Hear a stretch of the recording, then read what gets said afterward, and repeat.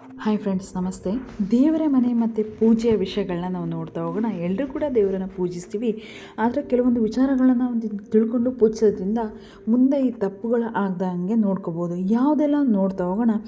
ದೇವರ ಮನೆ ಮತ್ತು ದೀಪಗಳು, ದೇವರ ಪೂಜಾ ಸಾಮಗ್ರಿಗಳು ನೀವು ಎಷ್ಟು ಶುದ್ಧವಾಗಿರುತ್ತೋ ಅಷ್ಟು ಶುಭ ಫಲವಾಗಿರುತ್ತೆ. ಅಂದರೆ ನೀವು ಕ್ಲೀನ್ ಇಟ್ಟಾಗ, ಮನೆ ಕ್ಲೀನಾಗಿದ್ದಾಗ ನಿಮ್ಮ ಮನಸ್ಸು ಎಷ್ಟು ಶಾಂತವಾಗಿರುತ್ತೋ ಅದೇ ರೀತಿ ದೇವರನ್ನು ಕ್ಲೀನ್ ಇಟ್ಟಾಗ ನಿಮ್ಮ ಮನಸ್ಸು ಕೂಡ ಶುದ್ಧವಾಗಿರುತ್ತೆ. ನಿಮಗೆ ಒಂಥರ ಶುಭ ಫಲ ಅಂತ ಅನಿಸುತ್ತೆ. ಇನ್ನು ದೇವರ ಮನೆಯಲ್ಲಿ ಒಡೆದಿರುವ ಭಿನ್ನವಾಗಿರುವ ವಿಗ್ರಹಗಳನ್ನು, ಫೋಟೋಗಳನ್ನು ಇಟ್ಕೋಬಾರ್ದು. ಒಡೆದಿರ್ತಕ್ಕಂಥ ವಿಗ್ರಹ, ಸೀಳು ಬಿಟ್ಟಿರ್ತಕ್ಕಂಥ ವಿಗ್ರಹವನ್ನು ಯಾವುದೇ ಕಾರಣಕ್ಕೂ ಕೂಡ ಸೆಕೆಂಡ್ ಪಾಯಿಂಟ್, ಓಕೆ, ಇದನ್ನು ಇಟ್ಕೋಬೇಡಿ. ಇದು ಏನಾಗುತ್ತೆ ಅಂದರೆ ನಿಮಗೆ ಒಳಿತಲ್ಲ, ನಿಮ್ಮ ಮನೆಗೆ ಒಳಿತಲ್ಲ, ವಾಸ್ತು ದೋಷಕ್ಕೆ ಒಳಿತಲ್ಲ. ಇನ್ನು ದೇವರ ಮನೆಯಲ್ಲಿ ಗುಡಿಸುವ ಕಸವನ್ನು ಒಂದು ಬಟ್ಟೆಯಿಂದ ಗುಡಿಸಿದರೆ ತುಂಬ ಒಳ್ಳೆಯದು.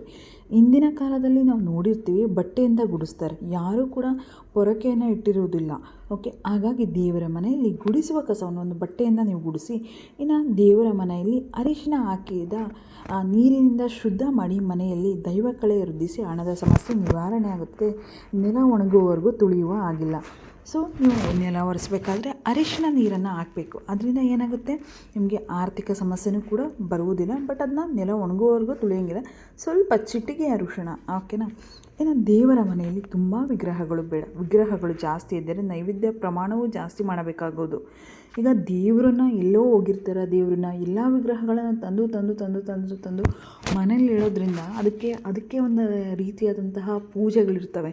ನೀವು ಆ ರೀತಿ ಮಾಡದೇ ಇದ್ದಾಗ ಅದಕ್ಕೇನಾಗುತ್ತೆ, ನೀವು ಸಂಕಷ್ಟವನ್ನು ಅನುಭವಿಸಬೇಕಾಗುತ್ತದೆ. ಹಾಗಾಗಿ ನಿಮಗೆ ಎಷ್ಟು ದೇವರು, ಯಾವ ದೇವರಲ್ಲಿ ನಂಬಿಕೆ ಇದನ್ನು ಅದೊಂದನ್ನು ಇಟ್ಕೊಂಡು ಪೂಜೆ ಮಾಡಿ. ಜಾಸ್ತಿ ಎಲ್ಲಿ ಹೋಗ್ತೀರಾ ಅಲ್ಲಿ ವಿಗ್ರಹಗಳನ್ನ, ಫೋಟೋಗಳನ್ನ ತರೋದನ್ನು ನಿಲ್ಲಿಸಿ ಅಂತ ಹೇಳ್ತೀವಿ. ನಿಮಗೆ ಬೇಡ್ಕೋಬೇಕು ಅನಿಸುತ್ತೆ, ಮನಸ್ಸಲ್ಲೇ ಬೇಡ್ಕೊಳ್ಳಿ. ಇನ್ನು ತುಂಬ ಎತ್ತರದ ವಿಗ್ರಹಗಳು ಬೇಡ. ಅಕಸ್ಮಾತಾಗಿ ಇದ್ದರೆ ಪ್ರತಿದಿನ ಒಂದು ಸೇರು ಅಕ್ಕಿಯ ಅನ್ನವನ್ನಾದರೂ ನೈವೇದ್ಯ ಮಾಡಬೇಕಾಗುವುದು. ಹಾಗಾಗಿ ನಾವು ಯಾವ ರೀತಿ ರೆಗ್ಯುಲರಾಗಿ ಊಟ ಮಾಡ್ತೀವೋ ಅದೇ ರೀತಿ ದೇವರು ಕೂಡ ಬಯಸ್ತಾನಂತೆ. ಏನಂತ, ನನಗೂ ಕೂಡ ನೈವೇದ್ಯ ಬೇಕು ಅಂತ. ಹಾಗಾಗಿ ನೀವು ದಿನ ಊಟ ಮಾಡ್ತೀರಲ್ವ, ಹಾಲು ಸಕ್ಕರೆ ಇರ್ಬೋದು, ಬೆಲ್ಲ ಇರ್ಬೋದು, ಪ್ರತಿನಿತ್ಯ ಏನು ನೀವು ಸೇವಿಸ್ತೀರೋ ಅನ್ನ ಸಕ್ಕರೆ ಇರ್ಬೋದು, ಇದನ್ನು ನೈವೇದ್ಯವಾಗಿ ದೇವರಿಗೆ ಅರ್ಪಿಸಿದ ನಂತರವೇ ನೀವು ಊಟ ಮಾಡಬೇಕು. ಇನ್ನು ದೇವರ ವಿಗ್ರಹಗಳನ್ನು ಮಂಗಳವಾರ ಮತ್ತು ಶನಿವಾರ, ಶುಕ್ರವಾರದಂದು ಶುದ್ಧಿ ಮಾಡುವುದು ಬೇಡ. ಅನಿವಾರ್ಯ ಪರಿಸ್ಥಿತಿಗಳಲ್ಲಿ, ಗ್ರಹಣ ಕಾಲದಲ್ಲಿ ಇತ್ಯಾದಿ ಸಮಯದಲ್ಲಿ ಮಾಡಬಹುದು. ಪ್ರತಿ ಅಮಾವಾಸ್ಯೆ ಮತ್ತು ಪೂರ್ಣಿಮೆಯ ಮರುದಿನ ದೇವರು ವಿಗ್ರಹವನ್ನು ಅರಿಶಿಣದ ನೀರಿನಿಂದ ಶುದ್ಧ ಮಾಡಿ ಅಂತ ಹೇಳ್ತಾ ಇದ್ದಾರೆ. ಇನ್ನು ದೇವರ ಪೂಜೆಗೆ ಆಂಜನೇಯ ಸ್ವಾಮಿ ಇರೋ ಗಂಟೆಯನ್ನು ಉಪಯೋಗಿಸಿ ಆಂಜನೇಯ ದೇವರ ಪಾದವನ್ನು ಹಿಡಿದು ಗಂಟೆ ಬಾರಿಸಬೇಕು.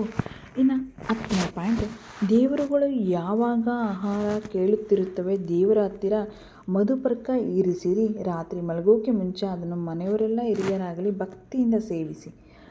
ದೇವರ ಪೂಜೆ. ಇನ್ನು 11ನೇ ಪಾಯಿಂಟ್, ದೇವರ ಪೂಜೆ ಮಾಡುವಾಗ ಆಕಳಿಕೆ, ಕೋಪ ಇವೆಲ್ಲದರಿಂದನೂ ಕೂಡ ದೂರ ಇರಬೇಕು ನೀವು.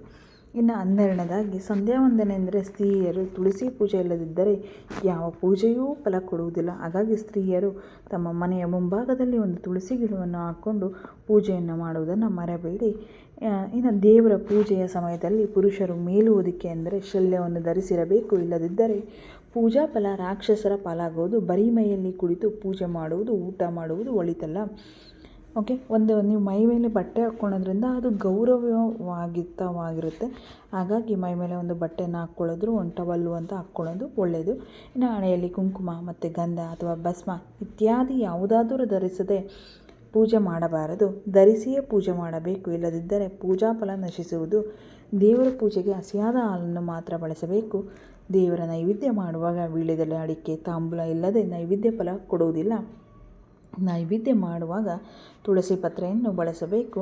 ಇನ್ನು 12ನೇದು, ದೇವರ ಪೂಜೆಗಳು ಸಂಕಲ್ಪ ಇಲ್ಲದೆ ಮಾಡಬೇಡಿ. ಸಂಕಲ್ಪ ಇದ್ದರೆ ನಿಮ್ಮ ಪ್ರಾರ್ಥನೆಗಳು ಬೇಗ ಈಡೇರುತ್ತವೆ. ನೀವು ಸಂಕಲ್ಪ ಮಾಡಿಕೊಂಡು ದೇವರ ಪೂಜೆಯನ್ನು ಮಾಡಬೇಕು. ಸಂಕಲ್ಪ ಅಂದರೆ ಏನಾದರೂ ಮನಸ್ಸಲ್ಲಿ ಅಂದ್ಕೊಂಡು ದೇವರ ಮನೆಯಲ್ಲಿ ಚಿಕ್ಕ ದೀಪಗಳನ್ನು ಜೋಡಿಸಿ ಇಡೀ. ದೊಡ್ಡ ದೀಪಗಳಾಗಿದ್ದರೆ ಎಡಗಡೆ ಬಲಗಡೆ ಇಡಿ. ಇನ್ನು ನೆಕ್ಸ್ಟು ಗಣಪತಿ ಪೂಜೆ, ಮನೆ ದೇವರ ಪೂಜೆ, ದೇವಿ ಪೂಜೆಯಿಂದ ಮಾತ್ರ ಪೂರ್ಣ ಫಲ ದೊರೆಯುವುದು. ಗಣಪತಿ ಪೂಜೆ, ಮನೆ ದೇವರ ಪೂಜೆ ಮತ್ತು ದೇವಿ ಪೂಜೆಯಿಂದ ಮಾತ್ರ ಪೂರ್ಣ ಫಲ ದೊರೆಯುತ್ತದೆ. ಹಾಗಾಗಿ ನೀವೇನು ಮಾಡಬೇಕು, ದೇವಿ ಎಲ್ಲ ದೇವರುಗಳ ತಾಯಿ ಆದ್ದರಿಂದ ಅಮ್ಮನವರ ಪೂಜಿಸಿದರೆ ಮನೆಗೆ ನಮಗೆ ರಕ್ಷಣೆ. ಮನೆಯವರ ಪೂಜೆ ಇಲ್ಲದಿದ್ದರೆ, ಮನೆ ದೇವರ ಪೂಜೆ ಇಲ್ಲದಿದ್ದರೆ ಯಾವ ದೇವರುಗಳು ನಿಮ್ಮ ಮನೆಯನ್ನು ರಕ್ಷಿಸುವುದಿಲ್ಲ. ಎಂಥ ಕಷ್ಟ ಬಂದರೂ ನಮ್ಮನ್ನು ರಕ್ಷಿಸುವುದು ಮನೆ ದೇವರೇ. ಮನೆಯ ಹೊಸ್ತಿಲನ್ನು ಪೊರಕೆಯಿಂದ ಗುಡಿಸಬೇಡಿ, ಹೊಸ್ತಿಲಲ್ಲಿ ಮಹಾಲಕ್ಷ್ಮಿ ಸಾನ್ನಿಧ್ಯ ಇರುತ್ತದೆ. ಹಾಗಾಗಿ ಒಂದು ಒಳ್ಳೆಯ ಬಟ್ಟೆಯನ್ನು ತೆಗೆದುಕೊಂಡು ಮನೆಯ ಬಾಗಿಲನ್ನು ಒರೆಸಿ.